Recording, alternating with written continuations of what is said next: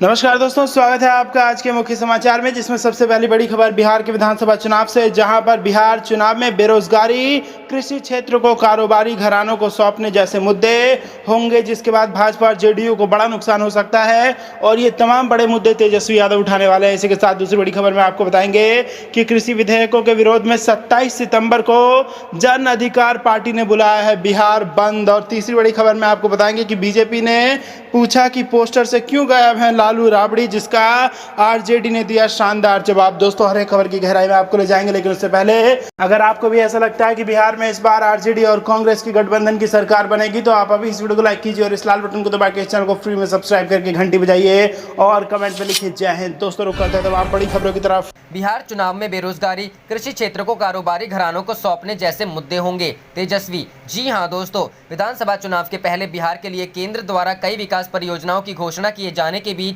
राजद नेता तेजस्वी यादव ने रविवार को कहा कि दिखावटी प्रचार कवायद शासन के लिए खराब विकल्प है और चुनाव में बेरोजगारी, कृषि क्षेत्र को कारोबारी घरानों के हाथ में सौंपने, कोविड-19 महामारी से निपटने जैसे महत्वपूर्ण मुद्दे होंगे। बिहार विधानसभा में विपक्ष के नेता यादव ने साक्षात्कार में कहा कि यह निर्विवाद और सिद्ध है कि राष्ट्रीय जनता दल महागठबंधन का स्वाभाविक नेतृत्व करता है और जल्द ही सीटों का बंटवारा हो जाएगा। 3 कृषि विधेयकों को लेकर मोदी सरकार पर निशाना साधते हुए तेजस्वी यादव ने कहा कि राजद ने हमेशा किसानों के अधिकारों की लड़ाई लड़ी है और कृषि क्षेत्र को कारोबारी घरानों के हाथ में सौंपने के खिलाफ पूरी ताकत से पार्टी लड़ेगी। तेजस्वी ने कहा, इन विधेयकों से किसानों का वित्तीय सुरक्षा कवच खत्म हो जाएगा, जो कि उन्हें सरकारी खरीद और न्यूनतम समर्थन मूल्य जैसे प्रावधानों से मिल रहा था। अगर विधेयक किसान विरोधी नहीं है तो एक केंद्रीय मंत्री ने क्यों इस्तीफा दे दिया? कृषि विधेयक के मुद्दे पर शिरोमणि अकाली दल की नेता हरसिमरत कौर बादल ने मंत्रिमंडल से इस्तीफा दे दिया था। तेजस्वी यादव ने जोर दिया कि उनकी पार्टी लोगों के मुद्दे के आधार पर बिहार चुनाव में लड़ेगी।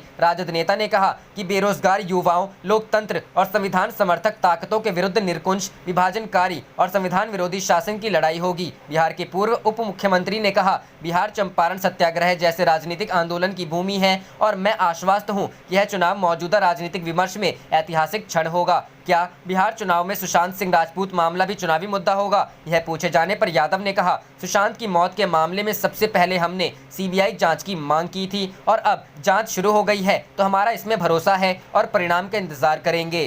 रुक करते हैं अगली खबर की तरफ। कृषि विधेयकों के विरोध में 27 सितंबर को जन अधिकार पार्टी ने बुलाया बिहार बंद। जी हां दोस्तों, जन अधिकार पार्टी के प्रमुख और पूर्व सांसद राजेश रंजन उर्फ पप्पू यादव ने शनिवार को लोकसभा में पास कृषि विधेयकों की जमकर आलोचना करते हुए इसका विरोध किया। उन्होंने इसे खेती को अमीरों के हाथों गिरवी रखने वाला कानून बताया और इसके खिलाफ 27 सितंबर को बिहार बंद की घोषणा भी की। यादव ने शनिवार को पटना में एक संवाददाता सम्मेलन में कहा, केंद्र सरकार के इस काले कानून के खिलाफ 20 सितंबर को पार्टी के कार्यकर्ता सभी जिला मुख्यालयों में प्रधानमंत्री का पुतला फूकेंगे। अगले दिन यानी 21 सितंबर को पोल खोल नुक्कड़ सभा होगी और 26 सितंबर को मशाल जुलूस निकाला जाएगा। उन्होंने किसानों के लिए सरकार से ऐसा कानून बनाने की मांग की जिसमें अनाज न्यूनतम समर्थन मूल्य से कम पर नहीं बेची जा सके। उन्होंने भरोसा दिलाया कि अगर उनकी सरकार बनती है तो किसानों से 100% अनाज खरीदना सुनिश्चित करेगी। यादव ने कहा कि इस कानून से किसान अपनी ही जमीन पर महज मजदूर होकर रह जाएगा। मुख्यमंत्री नीतीश कुमार को आड़े हाथों लेते हुए उन्होंने कहा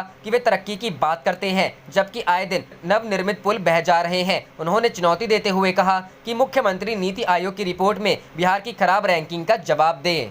रुक करते हैं अगली खबर की तरफ। बीजेपी ने पूछा, पोस्टर से क्यों गायब है लालू राबड़ी? आरजेडी ने दिया यह जवाब। जी हां दोस्तों, चुनावी सरगर्मियां बिहार में जोरों पर हैं। ऐसे में कोई भी पार्टी कोई कोर कसर नहीं छोड़ रही है। इस बीच तेजस्वी यादव के नए पोस्टर को लेकर के बीजेपी ने आरजेडी पर हमला बोला है। बिहार बीजेपी अध्यक्ष संजय जायसवाल ने पटना में प्रेस कॉन्फ्रेंस करते हुए तेजस्वी यादव के पोस्टर्स पर सवाल उठाए। संजय जायसवाल ने कहा, हमारा गठबंधन साफ तौर पर बोल रहा है कि नीतीश कुमार हमारे नेता हैं, हमारे मुख्यमंत्री होंगे। हम अपने वरिष्ठ नेताओं को भी अपने पोस्टर में साथ रखते हैं, लेकिन ऐसा क्या है कि तेजस्वी यादव हर पोस्टर पर अकेले नजर आ रहे हैं? जायसवाल ने कहा, उनके माता पिता ने ऐसा क्या किया वह पोस्टर में उनकी तस्वीर नहीं लगा सकते? क्या वह अपनी पिछली सरकार के कामों पर शर्मिंदा हैं? संजय जायसवाल के इस हमले के जवाब में आरजेडी के प्रवक्ता मृत्युंजय तिवारी ने कहा, तेजस्वी हमारे नेता हैं, हमारे कप्तान हैं, इसीलिए उनकी तस्वीर हर जगह पर है। जहां तक बात पोस्टर की है तो कई पोस्टर पर लालू जी और राबड़ी जी की भी तस्वीरें हैं, लेकिन क्या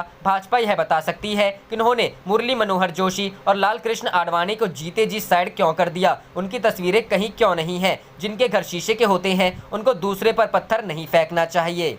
रुक करते हैं अगली खबर की तरफ। 3 हफ्ते से आईसीयू में है रामविलास। चिराग की चिट्ठी ने फिर मचाया सियासी जगत में हड़कंप। जी हां दोस्तों, बिहार विधानसभा चुनाव से पहले एलजेपी में सब कुछ अच्छे ढंग से नहीं चल रहा है। एलजेपी के मुखिया रामविलास पासवान की नासाज तबीयत के बाद उन्हें अस्पताल में भर्ती कराया गया है। इस बीच एलजेपी के राष्ट्रीय अध्यक्ष चिराग पासवान ने अपने पार्टी के प्रत्याशियों के नाम एक चिट्ठी जाहिर की है। लोक जनशक्ति पार्टी के कार्यकर्ताओं और पार्टी नेताओं को जारी किए गए इस चिट्ठी में चिराग पासवान ने बेहद मार्मिक रूप से अपने पिता रामविलास पासवान के खराब स्वास्थ्य का जिक्र किया है। चिट्ठी में चिराग ने बताया कि वह क्यों दिल्ली छोड़कर बिहार विधानसभा चुनाव के लिए बिहार नहीं आ रहे हैं। इसके अलावा चिराग पासवान ने सीटों के तालमेल को लेकर भी खुलासा किया है। बता दें कि एलजेपी संस्थापक रामविलास पासवान पिछले कुछ दिनों से अपनी स्वास्थ्य समस्या के कारण दिल्ली के एक अस्पताल में भर्ती हैं। चिराग पासवान भी उन्हीं की देखभाल में लगे हुए हैं। बताया जा रहा है कि 24 अगस्त से ही रामविलास पासवान अस्पताल के चक्कर काट रहे हैं। शुरू में उन्हें रूटीन चेकअप के लिए अस्पताल रेफर किया गया था, लेकिन फिर बीमारी से जूझ रहे एलजेपी प्रमुख की हालत काफी खराब होने के बाद उन्हें भर्ती ले लिया गया है। इधर बिहार विधानसभा चुनाव से पहले एलजेपी ने जेडीयू के खिलाफ मोर्चा खोल दिया है। हालांकि एनडीए में सीट शेयरिंग के समीकरण तक तय नहीं हो पा रहे हैं। एलजेपी भी अपने प्रत्याशियों और सीटों के समीकरण पर किसी मोड़ पर नहीं पहुंची है। चिराग पासवान ने जो चिट्ठी जाहिर किया है उसमें जेडीयू को लेकर उनकी तल्खी अब भी कम नहीं हुई है। उन्होंने साफ साफ यह कहा है कि 7 निश्चित जेडीयू का एजेंडा हो सकता है, लेकिन पूरे एनडीए का नहीं। इसके अलावा उन्होंने यह भी साफ किया कि एनडीए अभी किसी भी तरह सीट बंटवारे के अंतिम फैसले तक नहीं पहुंची है।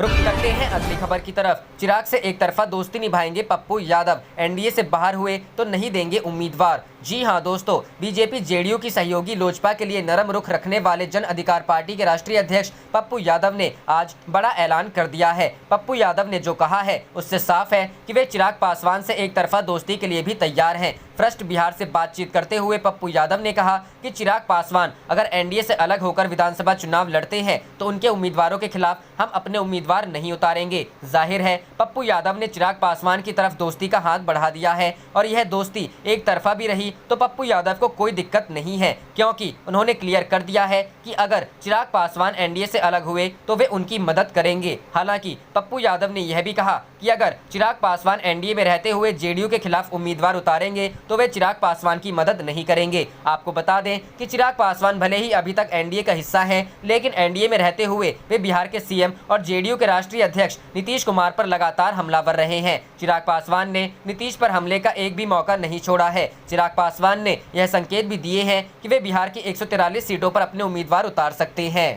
करते हैं अगली खबर की तरफ। कृषि अध्यादेश के खिलाफ 25 को हरियाणा बंद, किसानों ने सरकार को उग्र आंदोलन की दी चेतावनी। जी हां दोस्तों, केंद्र सरकार के कृषि आधारित 3 अध्यादेशों के खिलाफ आज हरियाणा में जगह जगह किसानों का जन सैलाब सड़कों पर उतर आया। सड़क पर जहां तक नजर जा रही थी बस किसान ही किसान दिख रहे थे। केंद्र के अध्यादेश के खिलाफ नारेबाजी करते हुए किसानों ने सरकार को चेतावनी दी कि अगर अध्यादेश वापस नहीं लिया गया तो आंदोलन और उग्र होगा। इसके अलावा किसानों ने 25 सितम्बर को हरियाणा बंद रखने का भी ऐलान किया। साथ ही 27 सितंबर को दिल्ली में महत्वपूर्ण बैठक करने की भी घोषणा की गई। इस दिन किसान अध्यादेश के खिलाफ अहम फैसला लेंगे। इससे पहले भारतीय किसान यूनियन द्वारा आज शाहबाद मरकंडा के दाऊ माजरा गांव के पास दोपहर 12 बजे से 3 बजे तक रोड जाम किया गया। बड़ी संख्या में जुटे किसानों ने सड़क को जाम कर प्रदर्शन किया और सरकार के खिलाफ नारेबाजी की। हालांकि इस दौरान पुलिस बल भी तैनात रहा और किसी भी तरह की हिंसक घटना का समाचार नहीं है। फतेहाबाद में आज केंद्र सरकार के कृषि अध्यादेश के खिलाफ हजारों की संख्या में किसान सड़कों पर उतर आए। जहां तक नजर जा रही थी जन सैलाब दिख रहा था।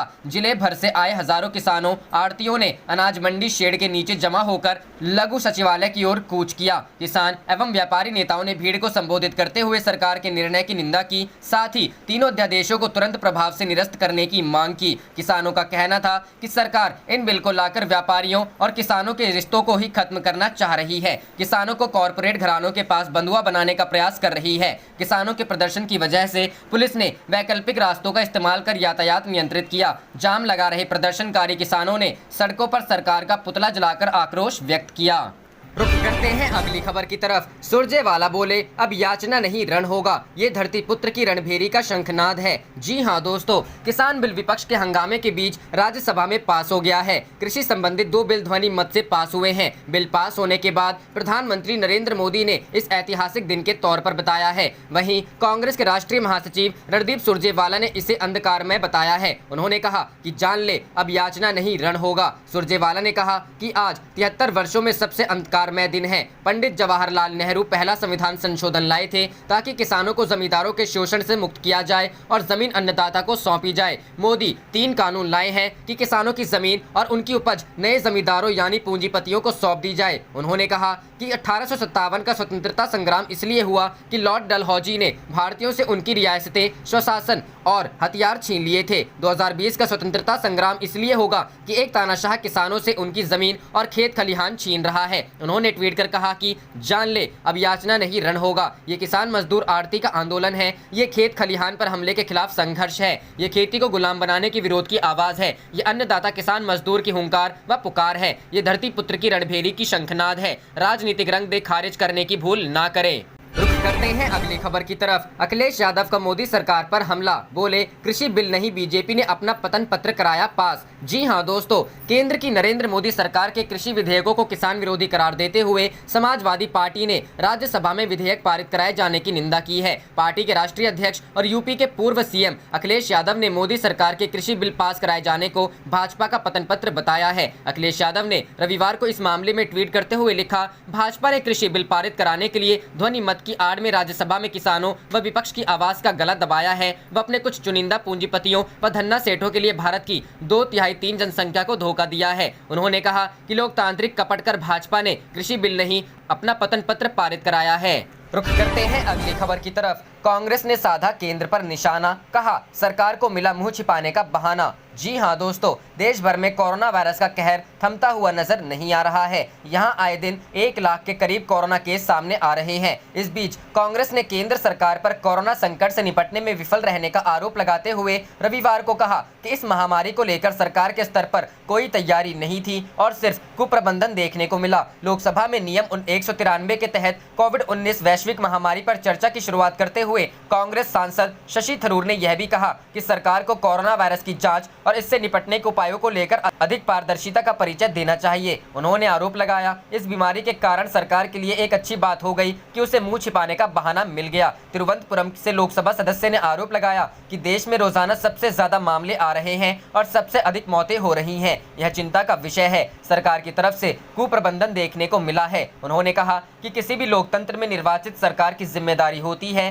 कि वह नागरिकों की सुरक्षा सुनिश्चित करे। हमने देखा कि सरकार की तरफ से उठाए जाने वाले कदमों के संदर्भ में स्पष्टता और तैयारियों की कमी देखने को मिली। थरूर ने कहा कि जनवरी में यह संकेत मिल गया था कि यह वायरस खतरनाक है। जनवरी महीने में भारत पहले मामला आया। इसके बाद राहुल गांधी ने सरकार को आगाह किया था कि कोरोना वायरस संकट खतरनाक है और सरकार को समय रहते कदम उठाने पड़ेंगे। उन्होंने कहा कि अगर राहुल गांधी की चेतावनी को सुन लिया गया होता तो स्थिति कुछ और होती, लेकिन यह सरकार मध्य प्रदेश में सरकार गिराने में लगी थी। सरकार ने इस समस्या को नजरअंदाज किया। रुख करते हैं अगली खबर की तरफ। यूपी में कल से नहीं खोले जाएंगे स्कूल कॉलेज, सरकार ने कहा अभी हालात ठीक नहीं। जी हां दोस्तों, उत्तर प्रदेश में सोमवार से स्कूल कॉलेज नहीं खोले जाएंगे। राज्य सरकार के मुताबिक फिलहाल प्रदेश में ऐसे हालात नहीं है कि स्कूल और कॉलेज खोलने की अनुमति दी जाए। माध्यमिक शिक्षा विभाग के अधिकारियों ने बताया कि प्रदेश में कोरोना संक्रमण के बढ़ते हुए मामलों को देखते हुए फिलहाल स्कूल खोलना संभव नहीं है, इसलिए फिलहाल इसे बंद रखने का ही फैसला किया गया है। जाहिर है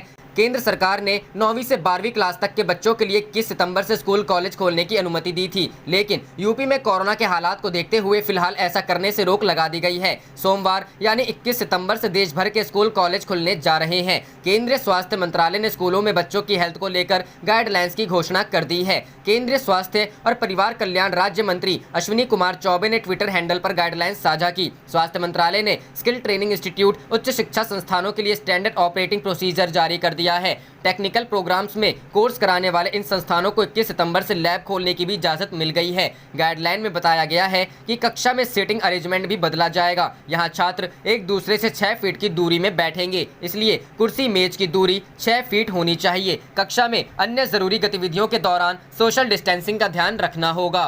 रुख करते हैं अगली खबर की तरफ। तेजस्वी ने सीएम नीतीश के सुशासन के दावे को दी चुनौती, कहा बिना चढ़ावे के नहीं होता कोई काम। जी हां दोस्तों, बिहार विधानसभा चुनाव के पहले बिहार में नेता प्रतिपक्ष और राजद के मुख्यमंत्री पद के उम्मीदवार तेजस्वी यादव लगातार नीतीश सरकार पर हमला कर रहे हैं। कोरोना, बाढ़, बेरोजगारी और युवाओं से जुड़े मुद्दे पर लगातार नीतीश सरकार से सवाल पूछ रहे हैं। रविवार की सुबह उन्होंने एक बार फिर नीतीश सरकार पर हमला बोला है। इस बार उन्होंने नीतीश के बिहार में सुशासन के दावे पर सवाल खड़े किए हैं। तेजस्वी ने बिहार में सुशासन के दावे पर मुख्यमंत्री नीतीश को सीधे चुनौती देते हुए कहा कि प्रदेश के किसी भी थाने और ब्लॉक में बिना चढ़ावे के कोई काम नहीं होता। नेता प्रतिपक्ष ने सोशल मीडिया पर एक वीडियो शेयर करते हुए लिखा कि मैं माननीय मुख्यमंत्री नीतीश कुमार जी को चुनौती देता हूं कि वो बिहार के एक ऐसे थाना एवं ब्लॉक का नाम बता दे जहां बिना सुशासनी चढ़ावे के आम जनता का कोई काम होता हो। कोई शक हो अथवा यकीन ना हो तो भेष बदलकर मेरे साथ चले, दूध का दूध और पानी का पानी हो जाएगा। बोलिए क्या स्वीकार है? इससे एक दिन पहले ही तेजस्वी ने बेरोजगारी को सबसे बड़ा मुद्दा बताया था। नेता प्रतिपक्ष तेजस्वी यादव ने ट्वीट कर कहा है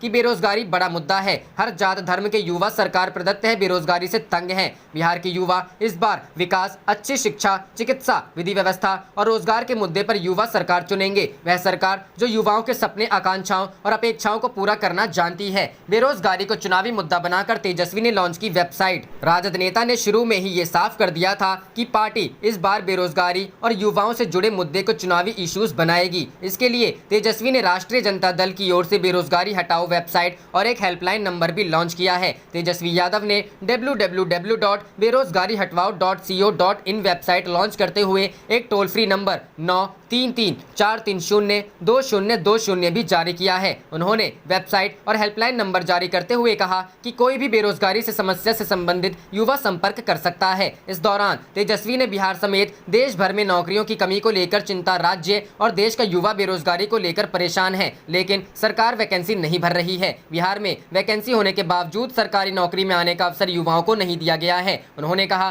कि एक्सपर्ट से बेरोजगारी के मुद्दे पर बातचीत हुई है और जल्द ही इसको लेकर ब्लूप्रिंट सामने लाएंगे। करते हैं अगली खबर की तरफ। बिहार इलेक्शन 2020 मतदान केंद्रों पर कोविड-19 संक्रमण से बचने को चुनाव आयोग ने बनाई ये रणनीति। जी हां दोस्तों, विधानसभा चुनाव के दौरान कोरोना संक्रमण से बचाव की रणनीति तैयार कर ली गई है। इस रणनीति के तहत प्रत्येक बूथ पर 500 ग्राम सैनिटाइजर मतदाताओं के लिए रखा जाएगा। राज्य के 1,06,527 बूथों के लिए 11.41 लाख लीटर हैंड सैनिटाइजर का order Bihar medical service and infrastructure को दिया गया है। इसके अलावा चुनाव कार्य में लगे मतदान कर्मी व सुरक्षा बलों के लिए प्रति व्यक्ति 100 मिलीग्राम सैनिटाइजर की व्यवस्था की गई है। इसके लिए पीएमएससीआईएल को 90,000 लीटर सैनिटाइजर का अतिरिक्त ऑर्डर दिया गया है। विधानसभा चुनाव के आयोजन के दौरान मतदान कर्मियों, मतदाताओं व सुरक्षा बलों को संक्रमण से बचाने की व्यापक तैयारी की गई है। चुनाव आयोग ने स्वास्थ्य विभाग को इसके लिए व्यवस्था का आदेश दिया है। इसके तहत राज्य के कुल 1,06,527 बूथों पर मतदाताओं के लिए 500 मिली का हैंड सैनिटाइजर रखने का निर्देश दिया गया है। इसके साथ ही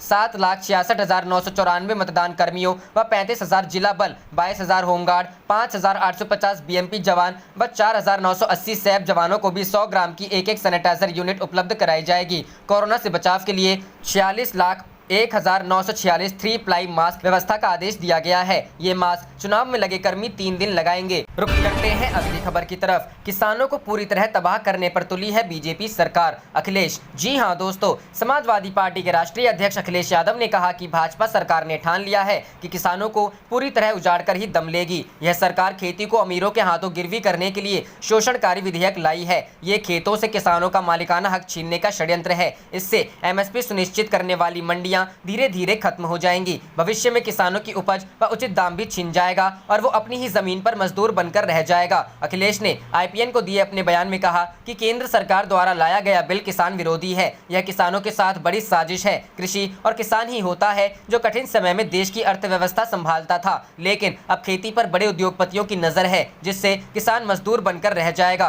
किसानों की खेती बर्बाद हो जाएगी। जानकारी के अनुसार अखिलेश ने कहा कि भाजपा सरकार जब से सत्ता में आई है उसने अपनी नीतियों और कार्यों से किसानों को रस्त कर रखा है। अभी धान की फसल को यूरिया और अन्य उर्वरक डालने के लिए किसान मारा फिर रहा था। यूरिया खाद की जमकर कालाबाजारी हुई। किसानों को महंगे दामों पर यूरिया खरीदनी पड़ी। गन्ना किसानों की परेशानी जस की तस है। नया पेराई सत्र आने वाला है, लेकिन पिछले सत्र का 15,000 करोड़ रुपया बकाया है। गन्ना किसानों के बकाया भुगतान को लेकर सरकार चुप्पी साध लेती है। सरकार और मिल मालिकों की साठ गांठ से गन्ना किसान संकट में है। इसी तरह से भाजपा नौजवानों को लगातार लगातार धोखा दे रही है। भाजपा ने चुनाव के समय नौकरियों के नाम पर युवाओं से कितना झूठ बोला, यह अब पता चल रहा है। नौजवान, किसान तथा आम आदमी भाजपा की धोखे की राजनीति को समझ रहा है। सपा प्रमुख अखिलेश ने कहा कि भाजपा सरकार में प्रदेश और देश में महंगाई आसमान छू रही है। कोरोना काल में जबकि हर व्यक्ति आर्थिक संकट से जूझ रहा है, लोगों की जेब खाली है, ऐसे में खाने पीने की चीजों व सब्जियों के दामों में बेतहाशा वृद्धि ने जनता के सामने नया संकट पैदा कर दिया है।